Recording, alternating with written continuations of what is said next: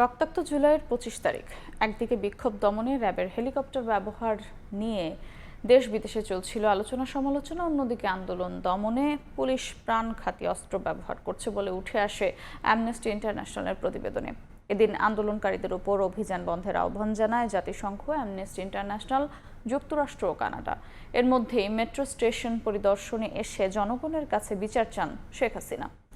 কি ঘটেছিল ২০২৪ সালের এই দিনে জানাবেন মাইমুনা হায়দার চৌধুরী।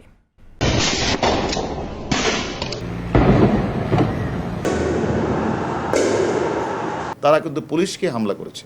লাশের উপর দাঁড়িয়ে ক্ষমতা দখলের দুঃস্বপ্নে বিভোর।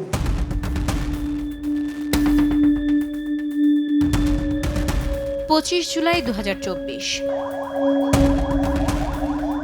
আহত ও নিহত স্বজনদের আহাজারিতে পুরো দেশ যখন স্তব্ধ, তখন তৎকালীন সরকার প্রধান কারফিউ শেষে হাসপাতালে নয় ছুটে যান মেট্রো স্টেশন পরিদর্শনে। শেখ হাসিনা এদিন মেট্রো স্টেশন পরিদর্শনের সময় আবেগ আপ্লুত হয়ে পড়েন। এটা বিশ্বাস হতে চায় না যে এদেশের মানুষেরা করতে পারে।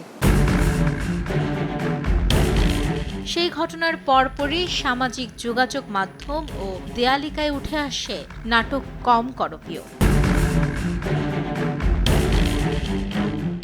আন্দোলন দমাতে র্যাবের হেলিকপ্টার ব্যবহার নিয়ে চলছিল নানান আলোচনা সমালোচনা। হেলিকপ্টার থেকে বিক্ষোভকারীদের লক্ষ্য করে সাউন্ড গ্রেনেড ও কাঁদানে গ্যাসের শেল ছোড়ার পাশাপাশি গুলি চালানো হয় বলে অভিযোগ উঠলে তা অস্বীকার করে সংস্থাটি।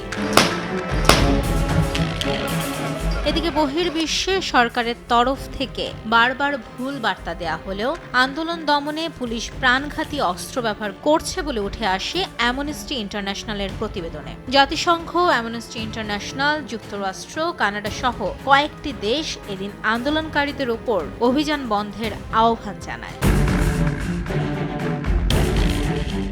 পরের দুদিন শুক্র ও শনিবার ৯ ঘণ্টা কারফিউ শিথিল থাকার ঘোষণা আসে। আর যথাযথ সংলাপের পরিবেশ তৈরি করে নীতি নির্ধারণের জায়গায় সকল পক্ষের অংশগ্রহণের ভিত্তিতে প্রজ্ঞাপন দেওয়ার আহ্বান জানায় বৈষম্য বিরোধী ছাত্র আন্দোলন।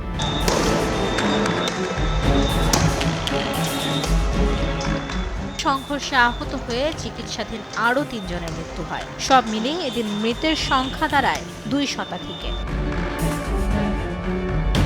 এদিন কয়েকটি বিরোধী রাজনৈতিক দলের নেতা সহ শত শত মানুষকে গ্রেফতার করে আইন শৃঙ্খলা বাহিনী।